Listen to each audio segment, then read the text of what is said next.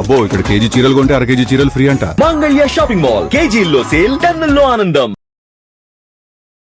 Sir చూస్తూ ఉండండి, తెలుగు రాష్ట్రాల్లో మళ్ళీ హత్య రాజకీయాలు జరుగుతూ ఉన్నాయి. చూస్తే రాజకీయం ఏమో శ్రీకాళహస్తిలో జరిగింది, హత్య ఏమో పక్కన రాష్ట్రంలో జరిగింది. ఇది అసలు బిహైండ్ ద ట్రూత్ ఏముంది సార్? బిహైండ్ ద ట్రూత్ అనే కన్నా ముందు ప్రజలకి ఏది నిజం చెప్పేదానికన్నా ఫస్ట్ మనకి ఈ తపేలా ఛానళ్ళు ఉన్నాయి కదా, బుర్రకెత్తుకుని గవ్వ తట్టబట్టి తీసుకెళ్ళి వైఎస్ఆర్సీపీ మీద వేసేద్దామని ఎప్పుడైతే ప్రయత్నం మొదలైందో ఖచ్చితంగా అది వాళ్ళు కెలుక్కున్న విషయం అని ప్రజలు ఫస్ట్ గ్రహించగలిగితే తర్వాత పని అందరికీ సులువు అవుతుంది. లేదంటే వీళ్ళు పెట్రోల్ బంకోడు వైఎస్ఆర్సీపీ యాస్పరెంటు ఇలాంటివన్నీ తెగ మాట్లాడేస్తున్నారు. అసలు సాధారణంగా ఒక వైఎస్ఆర్సీపీ క్యాండిడేట్ అంటే కాళహస్తి మదన్న. ఆయనే ఈసారి కాదని వాళ్ళ అమ్మాయికి టికెట్ వచ్చేస్తుందేమో అని భయం పడినంత క్యాండిడేచర్లు అక్కడ ఉన్నాయి వాళ్ళిద్దరికి. అంటే కాళహస్తి పరంగా వైఎస్ఆర్సీపీకి క్యాండిడేట్ అన్నది ఎస్టాబ్లిష్మెంట్ ఉంది కదా, లేని నియోజకవర్గం వీళ్ళు ఎలాగా లాస్ట్ టైం ఓడిపోయారు కదా, క్యాండిడేట్ సరైనోడు కాదు కాబట్టి ఈవిని తీసుకెళ్ళి ఏదో ఉద్ధరించేద్దామని. ఈవిడికే దిక్కులేదు వాళ్ళ పార్టీ పరంగా, పొత్తానుగానే పక్కెళ్ళి ఆడుకొని చెప్పారు. ఇవన్నీ అర్థం చేసుకుంటే క్రిస్టల్ క్లియర్గా తెలుస్తున్న విషయం ఏంటంటే ఇది Janasena versus Telugu Desam internal conflict. ఇది ఎక్కడి నుంచి ఎక్కడికి లీడ్ అయింది? మీరు రాష్ట్రంలో కొన్ని పరిణామాలు గమనించండి. ఏవైతే అంటున్నారో ఇప్పుడు అలా ఎమ్మెల్సీ మర్డర్, ఎవరిని డ్రైవర్ని చంపేశారని చచ్చిపోయారు కదా 5 ఏళ్ళ పాటు, దానికి దీనికి ఏమైనా తేడా ఉందా?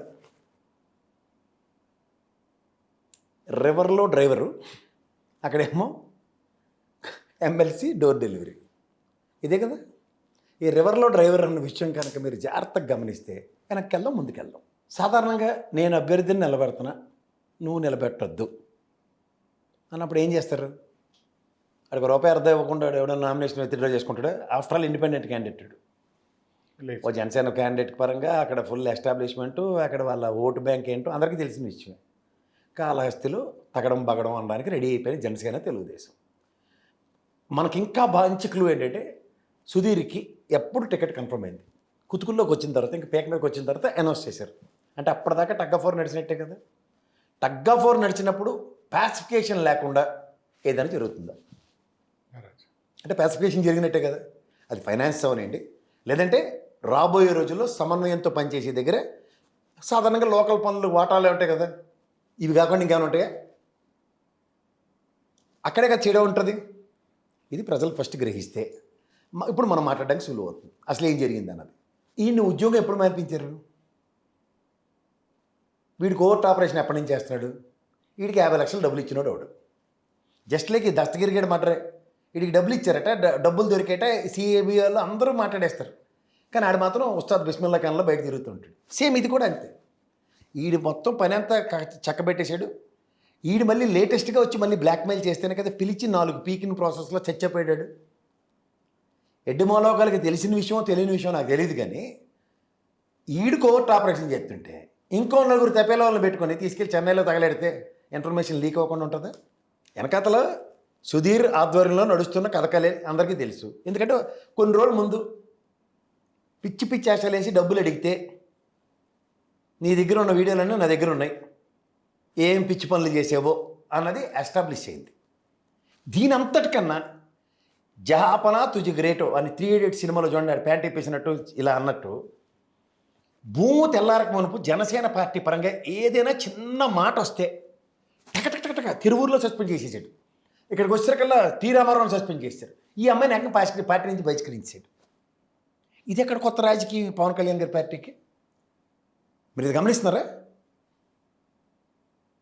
అంటే నేను అతి దగ్గరలో మా అన్నయ్యలాగా బీజేపీలోనో తెలుగుదేశంలో కలిసిపోయే దగ్గర ఇలాంటి తలకాయ నొప్పులన్నీ నాకెందుకు, నేను ఎంతసేపు తెలుగుదేశంకి జై అనాలి.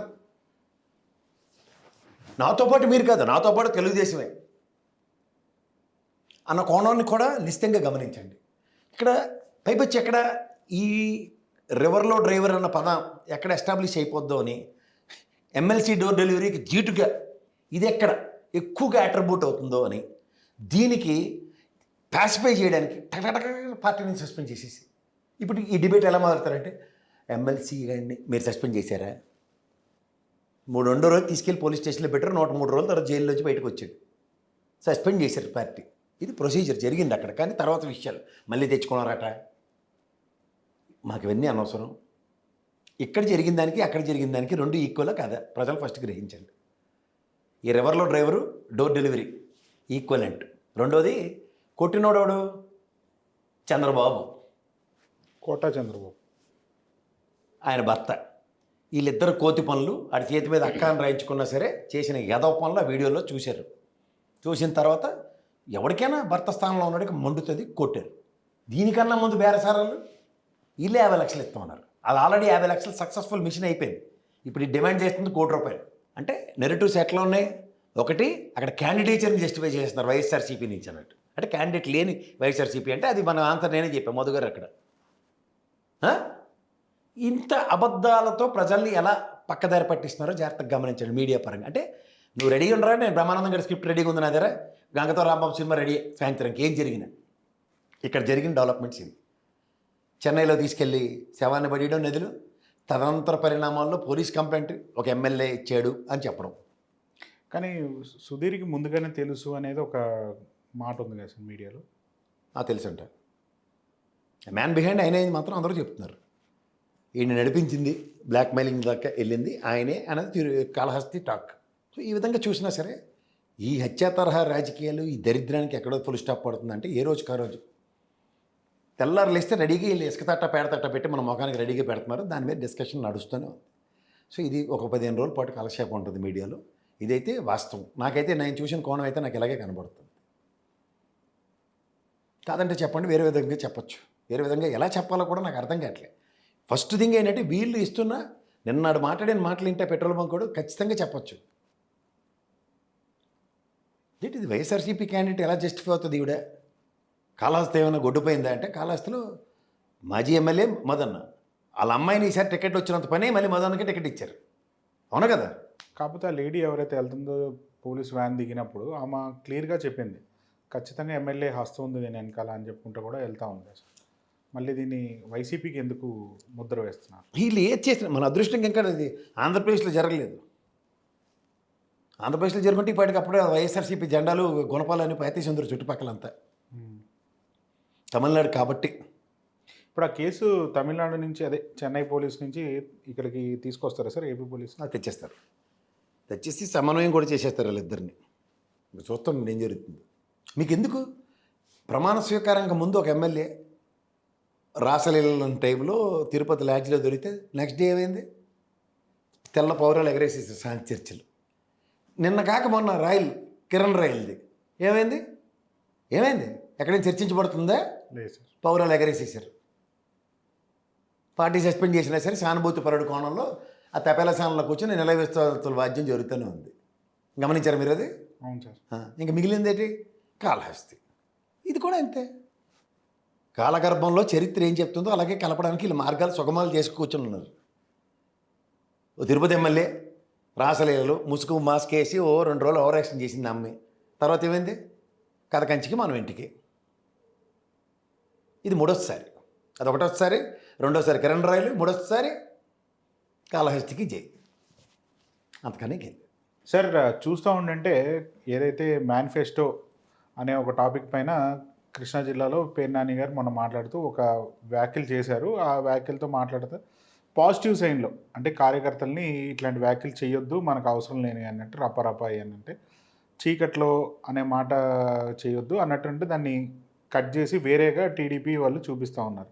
దాన్ని ప్రాజెక్ట్ చేసి మొన్న చూస్తే ఉప్పల్ హారి గారు ఎవరైతున్నారో జెడ్పీటీసీ చైర్పర్సన్, ఆమె మీద దాడి చేశారు గుడివాడలో. నిన్న మళ్ళీ మొదలుపెట్టారు. అంటే పేరు నాని గారి వ్యాఖ్యలన్నీ కూడా మార్చి ట్విస్ట్ చేశారు. దాన్ని ఎట్లా చూడాలి సార్? ఇప్పుడు టార్గెట్ పేరు నాని గారు అంటారా?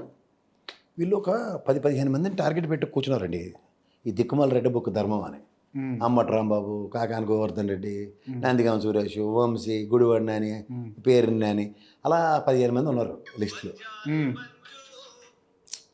ఈ 15 మందిలో ఎవరిని ముందు అర్జెంటుగా లోపటేసేసి శాశ్వతంగా చేయాలంటే 105 రోజులు, 150 రోజులు, 148 రోజులు ఈ లెక్కలు ఉన్నాయి వాళ్ళకి. అలా ఇబ్బంది పెడితేనే కానీ వాళ్ళకి మనశ్శాంతి లేదు. సో ఆ దీంట్లో ఫ్రస్ట్రేషన్లో పేరు నాని ఏడ దొరుకుతాడని టార్చ్ లైట్ వేసి కళ్ళు డాక్టర్ ఎదుగుతారు చూడలాగా నాలుగు చూపించన్నట్టు అలాగే అదే పనిలో ఉన్నారు వాళ్ళు. అన్నప్పుడు ఏంటంటే రామా అన్న బూతుమాట చూస్తుంటారు. నిన్న యాక్చువల్గా నిన్న ఆల్రెడీ మనం ఆయన కార్యకర్తలను ఉద్దేశించి ఆయన మాట్లాడుతున్న దాని మీద మనం మాట్లాడడం అది కూడా చెప్పాలి. ఎందుకంటే రపారప అంటే రేపు పిచ్చ వెర్ర ఇప్పుడే ఇట్లా చేసేది మీరు, తర్వాత 4 రోజులు ఆగాలి, మన గవర్నమెంట్ వచ్చినప్పుడు కదా రపారప కార్యక్రమాలన్నీ. జగన్ సార్ కూడా అదే కదా, పుస్తకాలు రాసుకోండి, మీరు ఏ పుస్తకం రాసుకోండి, నాకు అవసరం లేదు, మిమ్మల్ని ఇబ్బంది పెట్టినాడు, మనం ప్రభుత్వం వచ్చిన తర్వాత అది ధైర్యం ఇవ్వడానికి ఎవడని చెప్తారు పార్టీ అధినాయకుడు. అంతేకాని గమ్మున ఉండబడి మరి నా మీద ఒకటే కేసు ఉందా, నా మీద 20 కేసులు ఉన్నాయి, నువ్వు 10 పెట్టుకున్నావా, నాకంత తక్కువే, ఎన్ని కేసులు పెట్టుకుంటే అంత పదవులు ఇస్తాం, మరి ఆలు ప్రొవకేషన్స్ ఎవరిగా ఉన్నాయి కదా. ఎవడు అతీతం కాదు రాజకీయాల్లో. దీన్ని నిన్న హారికమ్మ ఒక ఆడపిల్ల అంత ఘోరంగా దాడి చేసి ఇష్టం వచ్చినట్టు మాట్లాడితే ఎంత కాదన్నా ఒక ఆడపిల్ల కళ్ళు నీళ్ళు పెట్టుకుంది. ఆవిడ జడ్పీ చైర్మన్. పోలీసు వాళ్ళు ఏం చేశారో ప్రేక్షక పాత్రో కాదో తర్వాత విషయం. పోలీస్ డ్రైవర్ మీద స్టేషన్ కేసు పెట్టారు సార్. అదే ఆశ్చర్యకరమైన విషయం ఏంటంటే, ఇప్పుడు గతంలో మీరు జడ్పీ డిప్యూటీ చైర్మన్ ఏదో కదా కిషోర్ రావుడు, ఆయన ఈ ఎవరో బుద్ధ ఎంకర్ నేను బోండవమని వెళ్ళి కొట్టించడం చంపించడం కదా, ఇప్పుడు జైలు ఎట్టు కూర్చోబెట్టారు, ఎప్పటికీ రాలే బయటకు. అలాగే మీరు కూడా జడ్పీ చైర్మన్ మీద ఈ దాడికి సమాధానం మీరు చెప్పాలి కదా. అమ్మా ఎవడ తిట్టాడు, పండబూతులు ఇష్టం ఉన్నట్టు మాట్లాడడం భార్య భర్తలు ఇద్దరిని. సరే, ఈ కార్యక్రమంలో మీరు బీసీ పునాదుల మీద ఏర్పడిన పార్టీ అని చెప్తారు కదా తెలుగుదేశం. మరి గౌడ స్త్రీ బీసీ ఆవిడకి ఒక అవమానం కదా, రోడ్డు మధ్యలో కారు ఆపి కొట్టడం ఇచ్చేయడం. ఆవిడ ఇంకా అదృష్టంగా ఆవిడ మీద దాడి జరగలేదు. ఆవిడ అడుగుతుంది వాళ్ళు పొద్దున్న ఛానల్లో రాళ్ళతో కొట్టి అద్దాలు ఎరగొడితే ఆవిడకి ఏంటి ఒక దెబ్బ కూడా తాగలేదు, సినిమా హీరోల్లాగా అంటారు. అదేంటండి అదృష్టం, సంతోషించండి రా బాబు, ఆ పిల్లకి ఏంటి గాయాలు కాలేదు. సో గ్యారంటీగా ఒక పార్టీ ఒక లీడ్ తీసుకోవడానికి, ఇది బీసీ పార్టీ ఉన్నప్పుడు బీసీల మీద ఈ విధంగా దాడులు జరుగుతున్నప్పుడు రాష్ట్ర వ్యాప్తంగా పార్టీ పరంగా సంఘీభావం ఆ అమ్మాయికి తెలియజెప్పడానికి ఆ విధంగా పేర్నాని గారు వాళ్ళ పార్టీ సెక్రటరీతో మాట్లాడడం తప్పే ఉంది. ఖచ్చితంగా సంఘీభావం ఇవ్వాలి కదండి. నీకు ధైర్యంగా మేము ఉన్నామమ్మా, నువ్వు కంటతడి పెట్టుకోకు, రాష్ట్ర వ్యాప్తంగా అందరూ నిరసనలు తెలియజేస్తూ ఎందుకు చేయవలసి వచ్చిందంటే, ఇప్పుడు దానికి ఎస్సీ ఎస్టీ సామాజిక వర్గం పిఠాపురంలో వాళ్ళ నగర బహిష్కరణలో వెలేసినప్పుడు ఈ విధంగా కంటిన్యూస్గా కూటమి ప్రభుత్వం అణగారిన వ్యవస్థకి ఎస్సీ ఎస్టీలకు కానీ లేదా బీసీలకు కానీ ఈ టీ రామారావు గారు లాంటి ఉదంతాలు చూస్తే కాపు సామాజిక వర్గాల మీద వీళ్ళు చూపిస్తున్న వివక్ష కొట్టొచ్చినట్టు కనబడుతున్నప్పుడు, ఆ సామాజిక వర్గంకి ఆ విధంగా జరుగుతున్నప్పుడు వైకాంట్ ద రిట్రీవట్ అపోజిషన్ పార్టీ కదా ఎవరికైనా సంఘీభావాలు ప్రకటించేది. అందులో వాళ్ళ పార్టీ వాళ్ళకి జరిగినప్పుడు రాష్ట్ర వ్యాప్తంగా పిలుపుకోవడంలో తప్పే ఉంది. అది వాడు ప్రాణాలకు తెగించి మీకు రికార్డ్ చేసి ఆడియో బయటకు వదిలి ప్రాణాలు తెగించి ఏదో చూడు కొండందేవి ఎలకన పట్టినప్పుడు కొల్లు రవీంద్ర గారి మనుషులు ఉన్నారో చుట్టుపక్కల చూసుకోమని సార్ పేరునేని గారిని. ఇక్కడ కాళహస్తిలో ఆ అమ్మాయికి బొజ్జ సుధీర్ రెడ్డి గారి మనుషులు ఉన్నప్పుడు ఇక్కడ రైవలరీ నడుస్తున్న కొల్లు రవీంద్ర గారి తాలూకా మనుషులు ఉన్నారేమో, వీడియోలు రికార్డ్ చేసి బయటకు వదలడానికి సేమ చిట్టుకుమని ప్రతి కథలేక చెప్తాండ్రేమో. ఎందుకంటే పేరునేని అందరి మనిషి, తల్ల 4 తిరుగుతుంటాడు అందరినీ గుడ్డిగా నమ్మిన పాపానికి తోడే పామే కరుస్తుందేమో. ఈ కోణం ఎందుకు ఆలోచించకూడదు? ఫస్ట్ థింగ్, రాష్ట్ర వ్యాప్తంగా బీసీ గౌడ వనిత మీద జరిగిన దాడి, దీన్ని రాష్ట్ర వ్యాప్తంగా వైఎస్ఆర్సీపీ పిలుపునిచ్చి ఖండించవలసిన బాధ్యత ఉందా లేదా? అదే దళిత సంఘాలు నాకు తెలిసి ఎగేసుకుని పొగేసుకునే సంఘాలు ఎక్కడ ఉన్నాయి? ఎందుకు ప్రతిస్పందించట్లే? ఇదేనా మన సమాజంలో ఇచ్చేదానికి గౌరవం? సో ఆ విధంగా పార్టీ పరంగా ఆయన ఒక సీనియర్ నాయకుడు ఏంటి, ఆ విధంగా పిలిపివ్వడం తప్పు కాదు. వాళ్ళ అంతర్గతంగా వాళ్ళ అధినాయకుడితో మాడి చర్చించి ఏం చేస్తారో కార్యాచరణ దాని మీద మాడకుండా మాటలు కూడా బయటికి మాడితే మీరు అడ్వాంటేజ్ తీసుకోరా? ఊరికే అదే కదా, మాస్క్ ఇవ్వలేదు డాక్టర్ గారికి, అన్నా చెల్లికి అన్యాయం చేసేసాడు, ఇంకోటి అంటే ఎమ్మెల్సీ డోర్ డెలివరీ చేస్తాడు దళిత యువకుడిని. ఇవే కదా మీరు మాట్లాడి ఈ రోజుకి కూడా మాట్లాడాల్సి వస్తుంది. మరి వాళ్ళు మాడితే తప్పు ఎందుకు వస్తుంది? రేపటి నుంచి వాళ్ళు ఎత్తుకోవాలి. రివర్లో డ్రైవర్ కోర్ట్ ఆపరేషన్లో ఇప్పుడున్న వాళ్ళు అందరూ కోర్ట్ ఆపరేషన్లు పెట్టుకుని తిరుగుతుండ్రా? అపోజిషన్ పార్టీ మీద కదా, మళ్ళీ పొత్తులోని పార్టీల మీద కూడా కోర్టు ఆపరేషన్లే. ఇక్కడ పవన్ కళ్యాణ్ నేను తొలసిచ్చి కూర్చున్నాడు, అనువుగా దొరికాడు. ఏడు చేసినా పర్లే, వాళ్ళ పార్టీ వాళ్ళని వాళ్ళే సస్పెండ్ చేసుకుంటారు, మనకేం కాదు అని ధైర్య దర్పాలు ప్రదర్శిస్తుంది తెలుగుదేశం కింద. ఎందుకు చూడట్లేదు మీరు? వాళ్ళ కూటమిలో ఉన్న వాళ్ళకే దిక్కులేదు, వైఎస్ఆర్సీపీ వాళ్ళని స్పేర్ చేస్తారా? అంచేత పేరునాని లాంటి సీనియర్ నాయకుడు అయినా ఎలర్ట్ ఉండి ప్రతి నిమిషం గమనించుకుంటూ 4 గోళ్ల మధ్యలో మాట్లాడవలసిన మాటలు బహిర్గతంగా ఆయన ధైర్య సాహసాలు ప్రదర్శించవలసిన అవసరం లేదు. రూమ్లోకి వెళ్ళి తాళం పెట్టుకుని స్టూడియోలు కడతారు చూడండి, సౌండ్ ప్రూఫ్లాగా. సౌండ్ ప్రూఫ్ రూమ్లు కట్టుకోమనండి వైఎస్ఆర్సీపీ వాళ్ళని. దానికి ఏంటి బిల్డప్లు ఇస్తుండ్రు, లొకేషన్ ఇన్వాల్వ్ చేసేస్తుండ్రు. మరి లొకేషన్ కాకపోతే ఇంకో ఇన్వాల్వ్ చేస్తారు. రెడ్ బుక్ రాజ్యాంగం నడుస్తుందని ఇదే కదా చెప్తారు. అలా ఇప్పుడు మీ దాన్ని రాజారెడ్డి రాజ్యాంగం అన్నప్పుడు ఇది మీ రెడ్ బుక్ రాజ్యాంగం కదా. అప్పుడు మీ జడ్పీ చైర్మన్ త్వరగ కిషోర్ మీద ఇదే ఏడుపు, ఇప్పుడు ఈవిడి మీద కూడా అదే బాధ. 2 ఈక్వలే కదా. మీరు ఏమైనా అతీతంగా ఉన్నారా? 124 స్థానాలు మీకు ఇస్తే మీరు చేసిన పని ఏంటి, 151 ఇస్తే వాళ్ళు చేసిన పని ఏంటి? ఈ 2 కంపేర్ చేస్తారు ప్రజలు. మేమైతే మాడకూడదా? ఆ కిషోర్ చేసిన పని జగన్మోహన్ రెడ్డి గారు చేయించడానికి గొల్లి కదా రోజును రాజారెడ్డి రాజ్యాంగం అని. ఇప్పుడు మీరు రెడ్ బుక్ రాజ్యాంగం లోకేష్ చేస్తాడని పేరు నేను మాట తప్పేముంది చెప్పండి సార్, అవునంటారు కదంటారా? చేత రాజకీయ పార్టీలు అన్నప్పుడు అవకాశాన్ని అందిపుచ్చుకోవడానికి చూస్తారు. అలా సన్నాస మాటలు ఎట్టు కూర్చోరు కదా. ఏ కుల ప్రాతిపదిక వచ్చిన అంశాలు రాజకీయ పార్టీకి ఎలా యాడ్ అవుతాయి, లీడ్ అవుతాయి, వీళ్ళు చెప్తున్న మాటలేటి, ఆ రోజు నాయన బ్రాహ్మణుల విషయంలో ఆయన మాడిన మాటలేటి, అవన్నీ ఎవరికి ఉపయోగపడతాయి? అలాగే ఉపయోగపడతాయి. వాళ్ళ గౌరవ సామాజిక వర్గాన్ని ఈ విధంగా అవహేళన చేసి ఉన్నత పదవులకు ఇచ్చిన తర్వాత కూడా వాళ్ళకి జరుగుతున్న అవమానాలు అన్యాయాల మీద మాడితే తప్పే ఉంది. సార్ చూస్తూ ఉంటే వైసీపీలో గేట్లు ఓపెన్ చేస్తే చాలామంది మాజీలు టీడీపీ కానీ వైసీపీ కాంగ్రెస్ కానీ ఇతర పార్టీల నుంచి రావడానికి రెడీగా ఉన్నారు. జగన్మోహన్ రెడ్డి గారు ఏమైనా అంచనా వేస్తున్నారా సార్ కొత్తగా? అంటే దేర్ ఆర్ సమ్ ఈక్వేషన్స్ అండి. ఇప్పుడు మనకు రాజకీయ సమీకరణాలు ఒక్కొక్కసారి ఎలా ఉంటాయంటే కొన్ని సందర్భాల్లో కుల పెద్దలకి అలాగే రాజకీయ దురంధరులకి కొన్ని పెద్దపేటలు కొన్ని పార్టీలు వేయవలసి వస్తుంది. ఇప్పుడు ఆ మాటకు వస్తే మీరు బొత్స సత్యనారాయణ గారి విషయం గమనించండి. చాలామంది ఏమనుకున్నాం అంటే ఇది వైఎస్ఆర్సీపీలో అతను రాడు, పైపచ్చు అతను లాంగ్వేజ్ టువర్డ్స్ అన్న దగ్గర out of the box right now ఇవాళ ఇదే జగన్మోహన్ రెడ్డి గారు నాకు తండ్రి స్థానంలో భర్తీ చేసిన వ్యక్తి అని మాట్లాడను. రాజకీయాల్లో ఏ రోజుకి ఆ రోజు ఉండే రాజకీయాలనే మనం గమనించాలి తప్ప శాశ్వతంగా శత్రువులను ఉండరు. ఇది ఎలా నేపథ్యాలకు లీడ్ చేస్తుంది అంటే ఇప్పుడు రీసెంట్ డెవలప్మెంట్స్లో ఇప్పుడు ఎంత కాదన్నా కొంతమంది కాంగ్రెస్ యోధులు ఉన్నారు పెద్దవాళ్ళు. వాళ్ళు ఇంకా రాజకీయ చర్మాంకాల్లో రాజకీయాలు చేద్దామన్న ఉద్దేశాలు ఉన్నాయో లేదో గతంలో మనం చర్చించుకున్నాం. ఎవరైనా ఇంకా మిగిలిన అంటే నాకు తెలిసే తులసిరెడ్డి గారు ఇలాంటి వాళ్ళు పెద్దవాళ్ళు, లేకపోతే మన రఘువీరారెడ్డి గారు ఇలాంటి వాళ్ళ గురించి మనం చర్చించుకున్నాం. కానీ ఇదే ప్రాస్పెక్ట్లో తెలుగుదేశంలో కూడా ఉన్నారు. ఇప్పుడు ఉదాహరణకు ప్రభాకర్ చౌదరి గారు ఇలాంటి వ్యక్తి ఉన్నాడు. జేసీ దివాకర్ రెడ్డి గారు తెలుగుదేశంలోకి రాగలింది, అయితే అక్కడ ఆయన స్థానం సురక్షితం అనుకున్న దగ్గర అతనికి బదులు ఎవరు అభంశుభం తెలియని వాళ్ళందరికీ ఇచ్చి ఆయన దగ్గర ఉన్న ఫ్లెక్షన్స్ని రాబోయే ఎలక్షన్స్లో ఎలాంటి పరిణామాలు సంతరించుకుంటే మనం చూడాలి కాలక్రమంలో.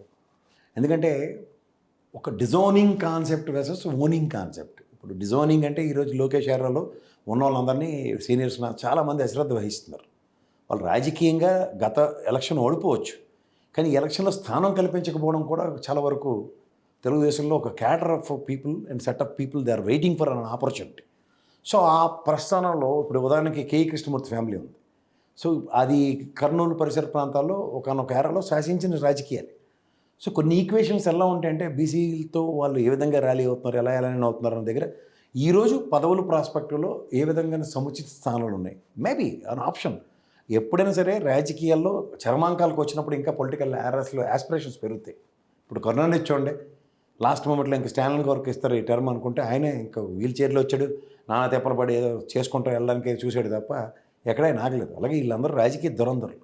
సో ఈ కొత్త నీరు వచ్చి పాత నీరుని కొట్టుకుపోద్ది అనుకునే కార్యక్రమంలో ఇవి దాని ఏమంటారు పులస తెలుసు కదా, ఏటికి ఎదురు ఇది అది పులస కింద పరివర్తన చెందుతుంది. ఏది ఇలస పులస కింద మారుతుంది. గోదావరి నుంచి సముద్రంలోకి వెళ్ళడానికి సముద్రం నుంచి వెనక్కి వచ్చే ప్రాసెస్లో అది పులస అవుతుంది. సో దాని ఖరీదు ఎలా ఉంటుంది? అట్లా ఒక్కొక్కసారి ఏంటంటే ల్యాక్ ఆఫ్ ఎక్స్పీరియన్స్ అన్నది some times really face penalty to the parties. అప్పుడు ఎక్స్పీరియన్స్ని రంగరించారు అనుకోండి. ఇప్పుడు ఈ యంగ్ డైమెన్షన్ బ్యాచెస్తో ఎక్స్పెరిమెంట్ చేసింది జగన్మోహన్ రెడ్డి మాటకు వస్తే. సో అది సక్సెస్ ప్రతిసారి ఇవ్వలేదన్నది ఆయన వాళ్ళ పీరియడ్ ఆఫ్ టైం తెలుసుకున్నాడు అనుకోండి. ఈ ప్రస్థానాలు ఉదాహరణగా ఆయన పాదయాత్ర రూపంలో లేకపోతే స్థానికంగా ఉన్న దగ్గర ఉన్న సిచ్యువేషన్స్లో ఈ ఒక tall personality how they are dominating, how they use to dominate అన్నవి ఒకసారి కంపారిజన్స్ వచ్చాయనుకోండి, మీరు అన్నట్లు గేట్లు తెరవడానికి చాలా అవకాశాలు ఉంటాయి. సో అట్లాంటి పరిస్థితుల్లో ఏమవుతాయంటే రాజకీయంలో వీళ్ళకి జరిగిన ఈసారి ఆగండి అన్నది నెక్స్ట్ టైం ఇంకా అయిపోండి అన్న దగ్గర రాజకీయ ప్రస్థానాలు ముగిసిపోతున్న దగ్గర ఎవరు ఊరుకుంటారు? అందరూ కూర్చుని రిటైర్ అయిపోయాం కూర్చుని రామకృష్ణ అనుకుంటాం అన్న కాన్సెప్ట్ ఉండదు కదా. సో ఆ కాన్సెప్ట్లోంచి ఎంతమంది ఉన్నారు అన్నది ఖచ్చితంగా చాలామంది ఉన్నారు. ఆ పొలిటికల్ వ్యాక్యూమ్ క్రియేట్ అయింది ఈసారి. సో ఆ వ్యాక్యూమ్ని అడ్రస్ చేయడానికి జగన్మోహన్ రెడ్డి మీరు అన్నట్టు గేట్లు కనుక తెరిస్తే వైటల్ అండ్ వైరల్ ఆపర్చునిటీస్ ఉన్నాయి. అది చక్కగా ఏమవుతాయంటే స్థానికంగా ఒక పెద్ద లీడరు కమ్యూనిటీల పరంగా కూడా యాడ్ అవ్వడానికి చాలా ఉపయోగపడుతుంది. ఇప్పుడు ఎంత కదన్నా కాంగ్రెస్ నుంచి ఎవరైనా వచ్చారు అనుకోండి, వాళ్ళ కలయిక ఎలా ఉంటుంది? మొన్న రాయలసీమలో చాలా వరకు డ్యామేజ్ చేసింది కాంగ్రెస్. అలా నాగరికటకు 5,000 నుంచి 10,000 ఓట్ల దాకా. అవును సార్. ఇప్పుడు అవి కాంగ్రెస్ పరంగా యాడ్ అవుతాయి కదా. వైఎస్ఆర్సీపీ ఒరిజినల్గా 40 ఉన్నాయి. ఇప్పుడు మన పవన్ కళ్యాణ్ బీజేపీ చేసిన ఈక్వేషన్స్ అవే కదా. తెలుగుదేశంకి ఉన్నదాన్ని వీళ్ళిద్దరితో పెంచడానికి ప్రయత్నించింది. అలాగే ఉన్న వాళ్ళతో వాళ్ళకున్న స్థానికతను జస్టిఫై చేస్తూ ముందుకెళ్ళారు అనుకోండి. ఇప్పుడు మడకశిరల నియోజకవర్గం ఉంది, ఆ కాంగ్రెస్ అతను ఇచ్చిన పోటీ రఘువీరారెడ్డి గారి మడకశిర ఔన్నత్యం ఇవన్నీ మర్చిపోలేం కదా. అది రాజశేఖర రెడ్డి గారి దగ్గర నుంచి కంటిన్యూ అవుతున్న లెగసీలు అవి. ఎక్కడో దగ్గర ఎవరో దగ్గర వాటిల్లో ప్రజెన్స్ ఆఫ్ మైండ్ అన్నది చాలా ఇంపార్టెంట్. ప్రజెన్స్ ఆఫ్ మైండ్, స్థానిక లీడర్ని ఏ విధంగా మనం అట్రాక్ట్ చేయగలం, స్థానిక లీడర్ యొక్క డైమెన్షన్స్తో మన పార్టీని ఎలా ముందుకు చేయడం అన్నది కొత్త తరహా వేదికలు క్రియేట్ అయితే జగన్మోహన్ రెడ్డి గారి పార్టీకి, వైఎస్ఆర్సీపీకి ఖచ్చితంగా యాడెడ్ ఫ్లేవర్స్ ఇవన్నీ ఆ విధంగా ముందుకెళ్ళడానికి చాలా ఉపయోగపడతాయి. అంటే ఇప్పుడు జగన్మోహన్ రెడ్డి గారు కొత్త స్ట్రాటజీతో వస్తున్నారు అనేది ఒక బయట చెప్తా ఉన్నారు సార్. ఇన్ని రోజులు నా ఎస్సీ నా బీసీ అని అనేవాళ్ళు, ఈసారి అందరూ నా వాళ్ళే అని కూడా అంటా ఉన్నారు. అదేమన్నా అది కొత్త అనక్కర్లేదు సార్. అసలు first of all elimination politics మారియాలి. ఇప్పుడు నువ్వు out of the box why you're owning somebody only. మాకు ఆంధ్రప్రదేశ్ ముఖ్యమంత్రి అనే చేరికి తన మన భేదాలు ఉండకూడదు, అందరూ సమానంగానే ఉండాలి. ఆయన చేసిన పని కూడా అదే కదా. కులం చూడడం, మతం చూడడం, ప్రాంతాలు చూడడం, పార్టీలు చూడడం అని చెప్పి చేసిన సంక్షేమం 98% సక్సెస్ రేషియో ఉన్నప్పుడు అది ఎలక్షన్కి వచ్చారకల్లా ఈ పనికి మళ్ళీ తెల్లవారుజామున బుర్ర తక్కువ ఏదో చేసిన దైద్యం అది. అంటే ఏదో తెలుగుదేశమే బీసీ అన్నట్టు, అయితే కాపు సామాజిక వర్గం. అసలు ఉభయ గోదావరి జిల్లాలో 151 స్థానాల్లో నెత్తిన పెట్టుకుంది కాపు సామాజిక వర్గమే కదా. మనకి ఎక్కడ వైఎస్ఆర్సీపీ రెక్టిఫికేషన్ ఆఫ్ ఎర్రర్స్ ఎలా ఉంటాయంటే, మనం చూడండి బ్యాంక్ రీకన్సిలేషన్ స్టేట్మెంట్, తర్వాత రెక్టిఫికేషన్ ఆఫ్ ఎర్రర్స్ అని మనం అకౌంట్స్లో చదువుతాం. అవును సార్. అవి ఎప్పుడు చేస్తారు చెప్పండి రెక్టిఫికేషన్ ఎర్రర్స్? ఇప్పుడు ఉదాహరణకి ఉభయ గోదావరి జిల్లాలో అంబేద్కర్ కోనసీమ జిల్లా పెట్టినప్పుడు భయంకరమైన ఫ్రిక్షన్ వచ్చింది. విశ్వరూప్ ఇల్లే తగలెట్టేశారు. అక్కడ నీకు ఏ కోణాల్లో జరిగింది అన్న దాని మీద విశ్లేషణ చేసి ఉంటే నువ్వు నా బీసీలు నా ఎస్సీలు అని అక్కర్లేదు నువ్వు. ఎందుకంటే నా ఎస్టీలకు సంబంధించిన అత్యున్నత శిఖరం ఈరోజు గ్రామాలకి చిన్న చిన్న వాడలకి పెట్టుకునే పేరుని జిల్లాకి పెట్టినా సరే, అలాగే విజయవాడ నడిబొడ్లో అంత పెద్ద పర్సనాలిటీ అంబేద్కర్ గారికి అంత విగ్రహం పెట్టినా అవి ఎందుకు యాడ్ అవ్వలేదన్న కాన్సెప్ట్లో ఎవరు డిజైన్ అయ్యారన్నది చెప్పగలగాలి. నీకు మనసా వాచా కర్మ వాళ్ళకి మంచి చేద్దాం అన్న కాన్సెప్ట్ నీ దగ్గర ఉన్నప్పుడు, మంచి ఆల్రెడీ చేస్తున్నప్పుడు, అది ఎద్దేవాళ్ళ జరిగిన కార్యక్రమానికి వచ్చిన దౌర్భాగ్యం అది. రెండూ చేసి ఆల్రెడీ మీరు మంచి చేసి దాన్ని చెప్పుకునే రీతిలో వచ్చారు నా ఎస్సీలు నా బీసీలు నేను కులం చూడడం మతం చూడడం రెండు కాంట్రడిక్షనే కదా. చేసిన పనల్లా కులం మతం చూడకుండా పార్టీలు చూడకుండా చేసిన మంచి లాస్ట్కి వచ్చారకల్లా కాకరకాయలా కేకరకాయ అయితే. అందుకని కొన్ని మనం ఎలా చేయాలంటే, అందుకే ఒక చేత్తో ఇచ్చిన పని రెండో ఎడం చేతికి తెలియకూడదు అంటారు. నిజంగా జరిగింది అదే. అది చేసిన పని అంతా ఏం చెప్పుకోకే సగం దౌర్భాగ్యం. చేయనోడేమో మా చెట్టు ఈ రోజుకి కూడా సైబరాబాద్ నాదే, ఇది నాదే నాదే అనే వాళ్ళ సినిమా డైలాగులు చెప్పుకుని వీళ్ళు ఈ రోజుకి కూడా కాలక్షేపం చేస్తారు. ఆచార్య రంగాగారి యూనివర్సిటీ ఇక్కడి నుంచి ఎత్తేసారు, మీకు తెలుసు కదా. తీసుకెళ్ళి ఆడ ఆంధ్రప్రదేశ్లో పెట్టుకున్నాం మనం. అవి ఎలాంటి ఐకానిక్ టవర్స్ కట్టాడు తెలుసా సార్? అది ఏ రోజైనా చర్చ అయిందా? రుచికొండ ప్యాలెస్ మీద తప్ప. నాడు నేడు స్కూళ్ళు గుండాకి సస్తున్నారు ఇప్పుడు అందరూ వెళ్ళి, తెలుగుదేశం పార్టీ వాళ్ళు వెళ్ళి ఏట్రేదని. అంటే అవే స్కూల్ నుంచి చదువుకొని చచ్చాం కదా మనందరం. బాత్రూమ్ వస్తే ఆకు మంత్రాలు, చెరువులు ఎక్కడైనా పరిగెట్టిన ఉదంతాల నుంచి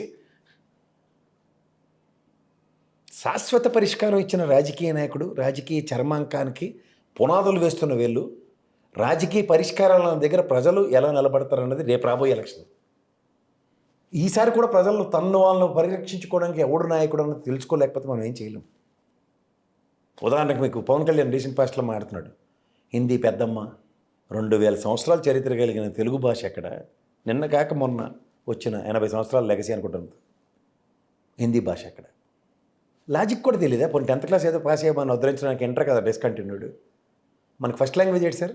మనం చదువుకుంటున్నప్పుడు Telugu, second language English, third language కదా హిందీ.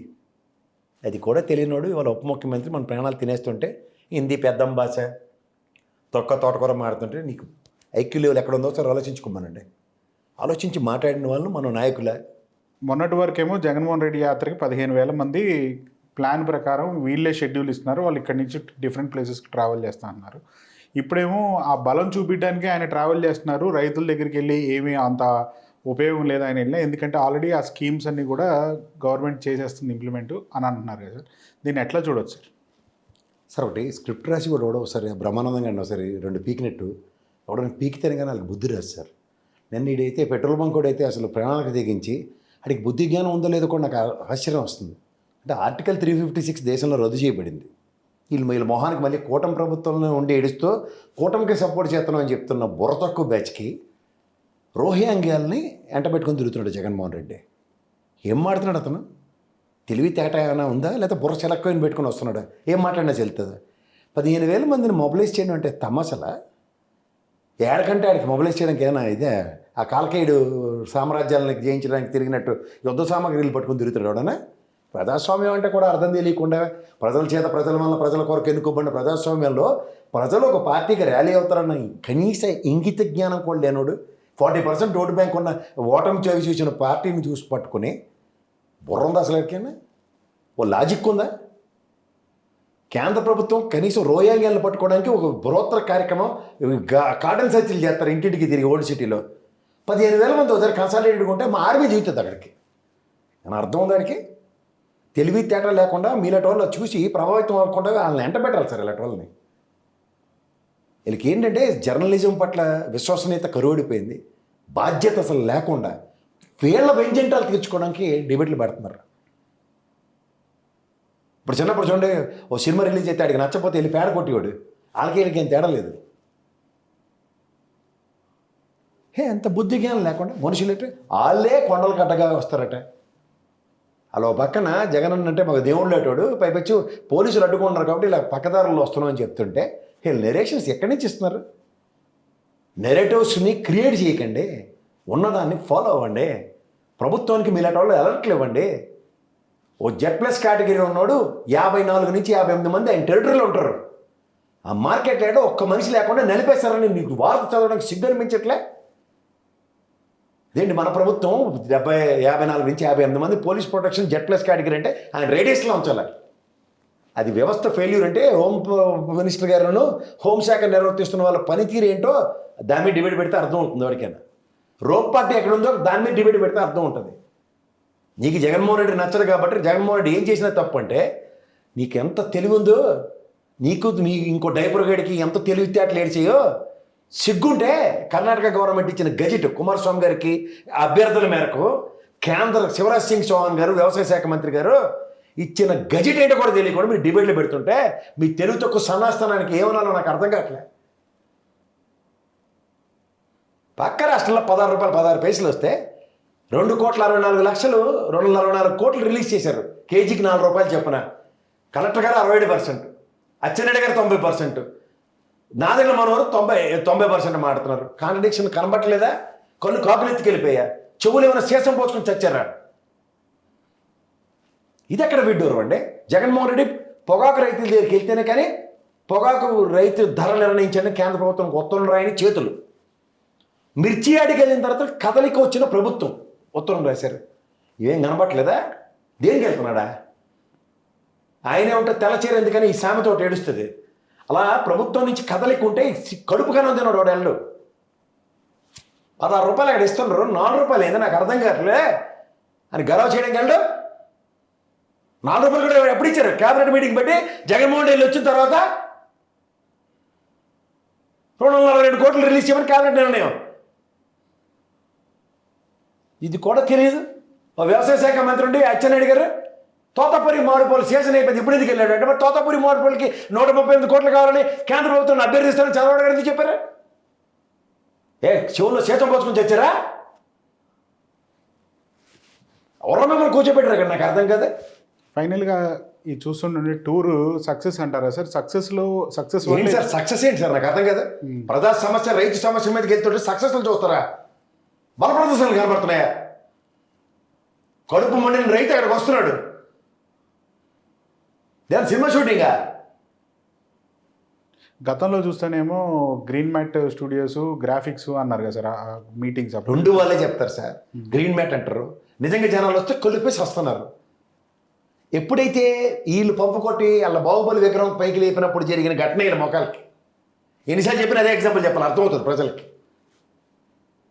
ఆ ఒరిజినల్ మాటలో ఉన్న పవర్ ఉంటుంది. ఇలాగా ప్రశ్నించడానికి పుట్టిన పార్టీ ఎక్కడ ఎత్తుక్కుంటుంది కాలేజీ ఏం ప్రశ్నించాలని. అపోజిషన్లో ఉంటే ప్రశ్నించడం అంటే ఇది. అపోజిషన్లో ఉంటూ కూడా వేరే వాడికి వత్తాసు పోల్చుకుంటూ ఏది ప్రశ్నించాలో కాకుండా తిట్టుకుంటూ కాలక్షేపం చేయడం కాదు. ఇది that is Jaganmohan Reddy, that is politics అని చెప్తుంటే వాళ్ళ పాఠాలకి వీళ్ళకి అర్థం కాక మనకి పాఠాల్లో ఉంటాయి వాళ్ళ గుణపాఠాలు. ఆ గుణపాఠాలు ఎలా ఉంటాయంటే జీవితంలో కుర్తులో పడ్డ ఎలకలో కొట్టుకుంటూ ఉంటారు. అది వాళ్ళ సావుకు మెయిన్ కారణం. మనం ఇంత ఎలివేషన్లు ఇస్తే అవతల చంద్రబాబు గారు కానీ, పవన్ కళ్యాణ్ కానీ, లోకేష్ గారు కానీ బయటికి వెళ్తే అబ్బాది అబ్బా ఇదేంటి జగన్మోహన్ రెడ్డి 10 రోజుల ముందు చెప్పేసరికి వాళ్ళు ఏడు నుంచి వస్తున్నారు. గతంలో జగన్మోహన్ రెడ్డి గారు ట్రావెల్ చేసేటప్పుడు పరదాలు కట్టుకు తిరుగుతున్నారు కారులో ఎవరిని దగ్గర ఎవరికైనా తెలుసా పరదాలు కూడా కూడా అట్లా అట్లా కదండి. మీరు కూడా అమరావతిలోనే కదా మమ్మల్ని ఉద్ధరించిన ఇక్కడికి వచ్చారు హైదరాబాద్లో. మీరు అమరావతిలో మీరు జగన్మోహన్ రెడ్డికి ముఖ్యమంత్రికి చేసిన అవమానం మర్చిపోతున్నారా? ఏం చేశారు తెలుసా మీరు? జగన్మోహన్ రెడ్డి ఇంట్లోంచి బయటికి వెళ్తుంటే తలుపులు వేసేస్తారా? ముఖం మీద తలుపు వేస్తే ఏం చేస్తారండి ఎవడన్నా? ఏం చేస్తారు మీరైతే? ముఖం మీద తలుపు వేస్తే ఏం చేస్తారు? ఇంకోసారి వెళ్తారు ఆ వీధిలోకి, ఆ ఇంట్లోకి వెళ్ళాం సార్. అదే పని జగన్మోహన్ రెడ్డి ఏం చేశారంటే అదే రూట్ కాబట్టి దానికి పరదాలు కట్టండి. నేను వెళ్తున్నప్పుడు వాళ్ళని ఎందుకు ఇబ్బంది పెడతారు, నేనే వాళ్ళని చూడను, వాళ్ళు నన్ను చూసి బాధ వాళ్ళకి ఇవ్వను, వెళ్ళిపోతానని చెప్పి పరదాలు కట్టుకుంటే పరదాలా అన్నికాడికి పరదాలు కట్టిండా? వీళ్ళు చెప్పిన బట్టలను ఒక సభలు పెట్టాడు కదా అట్లకి పిల్లలతో కలిసినప్పుడు ఒకటి ఏడన్నా పరద చూసిండ్రా? ఓ ఇక మా బ్రహ్మానందం గారు ఇక్కడ బ్రహ్మాండం రాసేస్తాడు, కథ రెడీ చేసి ఉంచుతాడు, మీరు వేసేస్తే సరిపోద్ది. గతంలో పాదయాత్ర అప్పుడు కూడా పసుపు నీళ్ళు చల్లారు కదా సార్. పాదయాత్రలో జగన్మోహన్ రెడ్డి గారి పాదయాత్రలో కూడా పసుపు నీళ్ళు చల్లి శుభ్రపరిచారు అదే గ్రామాల దగ్గరలో. అవునండి, పసుపు నీళ్ళు చల్లి శుద్ధి చేస్తారు. ఎందుకు శుద్ధి చేస్తారు? ఆయన వెళ్ళినప్పుడు పసుపు నీళ్ళే చల్లారు. మరి వీళ్ళు 11 సంవత్సరాలు బట్టి మీ ఇచ్చిన త్యాగాల పునాదుల మీద ఏర్పడవలసిన అమరావతి రాజధాని ఈ రోజుకి కూడా శాశ్వత రాజధాని కింద అవ్వకపోతే ఏం పెట్టి కడగలో సార్ ఆలోచించుకోండి. మీరు మోసపోయారు. ఇంతకన్నా ప్రభుత్వం చేయలేదు అన్న చెప్పిన విధానానికి మీరు ఇంకా అదే భ్రమంలో ఉంటే ఎవరేం చేస్తారు? కొన్ని నిజాలు చాలా కటువుగా ఉంటాయి సార్. జగన్మోహన్ రెడ్డి ఎలా చెప్పాడంటే వికేంద్రీకరణ అన్న కాన్సెప్ట్లో 3 రాజధానుల పదం తొట్టుబాటు అనుకోండి, వాట్ ఎవర్ యూనిట్ ఇస్.